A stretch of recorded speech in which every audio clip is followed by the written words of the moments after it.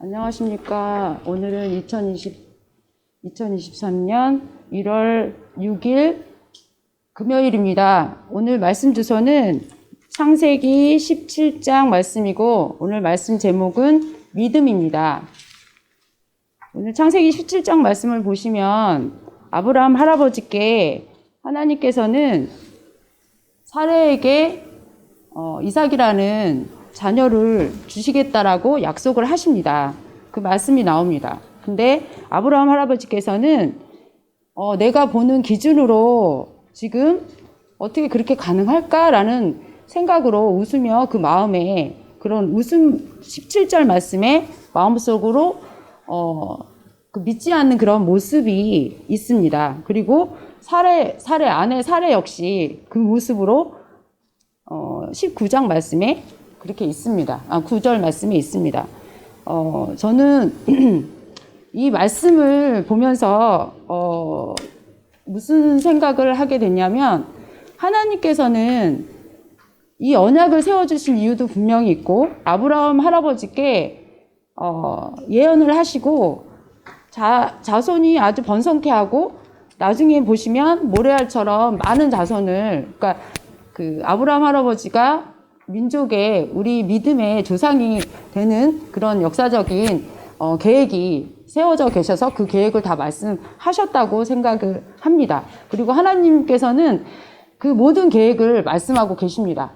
그렇지만 이때 당시 아브라함 할아버지는 내 생각과 내 기준과 지금 보여지는 상황으로 생각을 하고 계십니다. 이 말씀을 보면서 우리는 다 각자에게 한 사람 한 사람에게 하나님께서 계획하심이 있고 이곳에 우리는 불러주셨다고 생각을 하면서 이 말씀을 받습니다. 그래서 이곳에 우리가 세일의 기독학교라는 곳에 자녀를 먼저 불러주셔서 우리도 하나님을 믿게 되었고 그 자녀에게 어떠한 변화가 일어날 것이다라는 이야기를 우리 교장 목사님께서는 말씀하고 계십니다.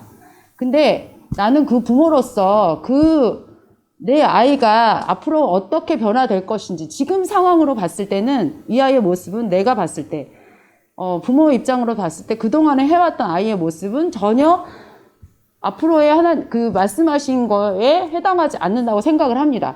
어떻게 그런 일이 일어날까라는 생각을 하면서 아마 생각을 할 것입니다. 그렇지만 그 세일의 기독학교라는 곳에 온 이유가 분명히 있고 그 아이가 앞으로 변화될 것을 미리 말씀해 주시는 그 교장 목사님의 말씀을 내가 믿고 따른다면 우리 아이가 어떻게 변할 것인지는 그것은 내가 부모로서 스스로 선택하는 것이라는 생각을 하면서 이 말씀을 읽었습니다. 그렇게 되기 위해서는 내가 부모로 어떻게 살아갈 것인지 생각하면서 우리는 살아야 될 것입니다.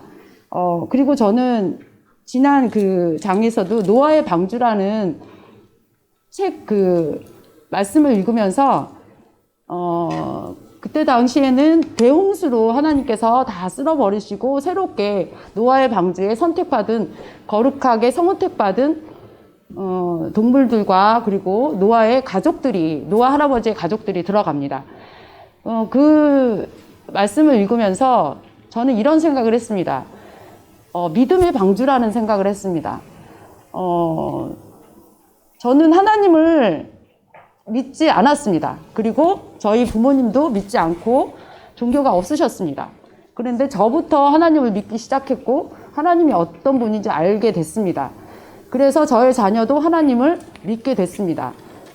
그것이 저는 노아라는 할아버지가 부모로서 어떤 모습이었을까라는 생각을 하게 됐고 노아 할아버지로 인해서 그 방주에 들어갈 수 있었고 가족들이 살 수 있었고 그래서 거기서 또 번식할 수 있는 그런 일이 벌어졌다고 생각을 합니다. 하나님의 계획하심은 우리가 상상할 수 없습니다. 18절 말씀에서 보시면 10절에서 12절 말씀에 14절 말씀에 능치 못한 일이 있느냐라는 여호와께서 능치 못한 일이 있느냐라는 말씀이 있습니다. 하나님께서는 우리가 생각하지 못한 일들을 이루시는 분입니다. 계획하심은 반드시 이루어집니다. 그 계획하심에 우리가 함께 할 수 있느냐 할 수 없느냐는 우리의 선택입니다. 내가 하나님의 계획하심에 들어가서 내가 일꾼이 되어서 그 일을 이루기 위해서 내가 살아갔을 때는 하나님이 계획하심에 내가 함께해서 그 계획하심을 이루는 것이고, 그렇지 않다면 우리는 그 모습이 안 된다면 우리는 그 계획하심에 떨어져 나가고 하나님을 믿을 수 없는 자, 하나님께 버림받는 자가 되는 것입니다. 이 말씀이 얼마나 두려운 말씀인지 우리는 생각해야 합니다. 하나님께서는 신이십니다. 그리고 하나님의 계획하심은 반드시 이루어집니다. 그렇기 때문에 우리는 그걸 믿고 내 기준이 아닌 하나님의 이 말씀의 기준 되어서 살아가야 합니다. 그러기 위해서 우리는 그 말씀 기준 되어서 살아가는 것은 뭘까요?